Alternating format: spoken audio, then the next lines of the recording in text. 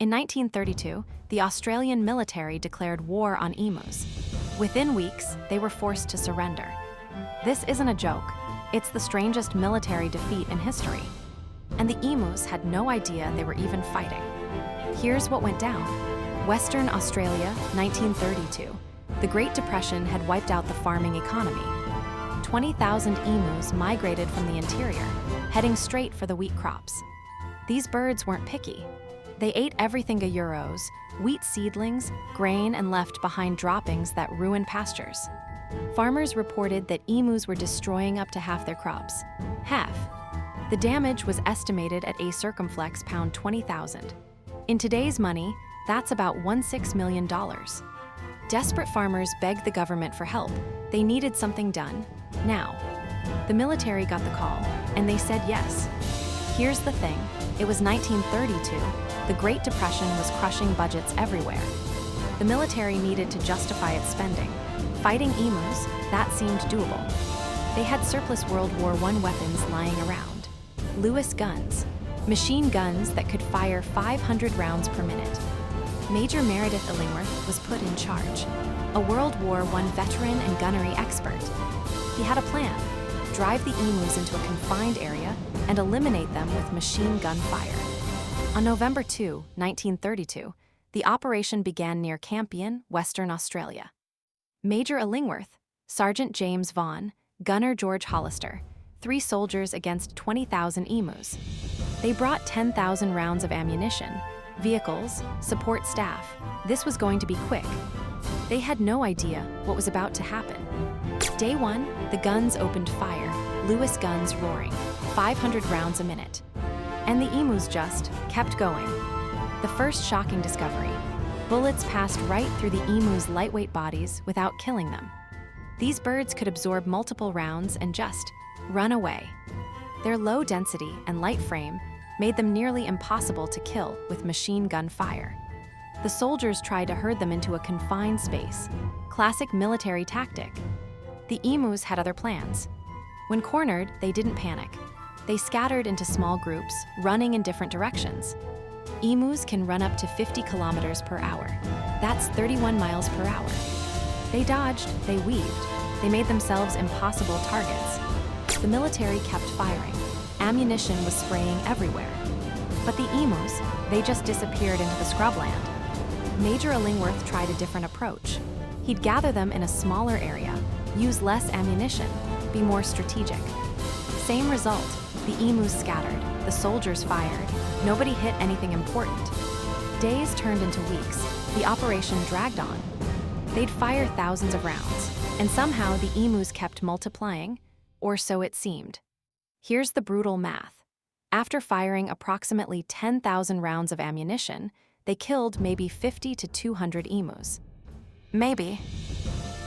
The actual number was probably lower. Contemporary estimates were wildly optimistic. Let's do the math on cost. Each confirmed kill cost about £1 in ammunition. It would have been cheaper to buy dead emus from professional hunters. The military had literally wasted more money fighting the birds than the farmers had lost. By early December 1932, Major Illingworth knew it was over. The emus had won, completely. On December 2nd, the military officially withdrew. Less than a month after it started, the emu war was over. Major Illingworth wrote in his report, "The emus proved themselves far more formidable than the rebels in World War I." Think about that. A decorated World War I officer just compared fighting emus to fighting human enemies, and the emus won. But here's what nobody tells you. The farmers' crisis actually solved itself. The initial damage estimate was a circumflex pound 20,000. By the end of summer, it had dropped dramatically.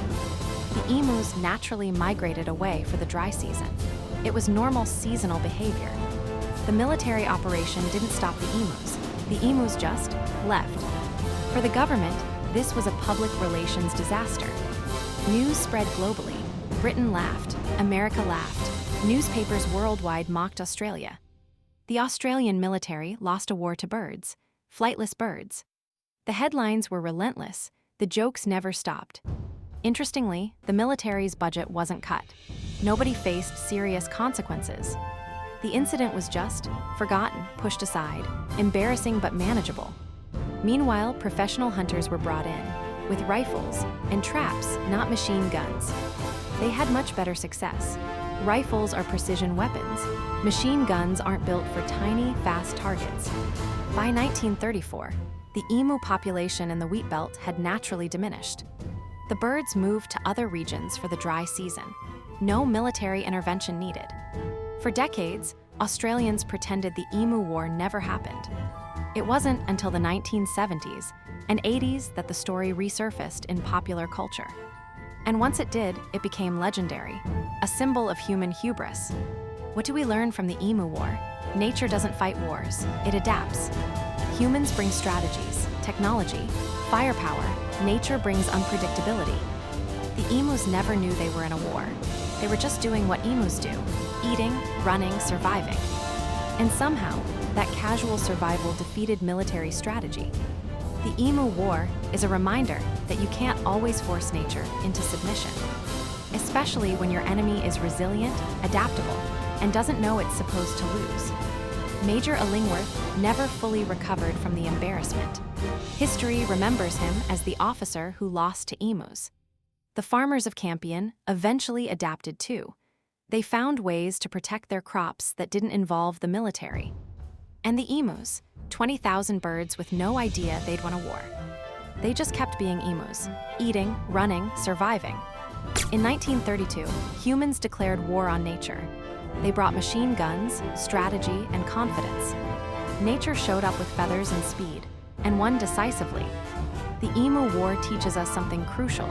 Sometimes the best strategy is to stop fighting and let nature do its thing. Because emus, in the end, are a lot smarter than they look. They don't have generals, no supply lines, no battle plans. But they have something the military didn't. They know how to survive. And that's worth more than 10,000 rounds of ammunition. The emu war is real. It happened. It was exactly as absurd as it sounds. And it's one of the most perfect examples of nature defeating human arrogance ever recorded. So the next time you think humans are in control of nature, remember November 1932. Remember the soldiers, the machine guns, the 10,000 rounds. And remember what beat them all. A flock of emus that were just trying to eat. Nature won, humans 0. If you loved this story of nature's unlikely victory, what other events from history should we cover? Drop a comment below and subscribe for more history that's too wild to make up.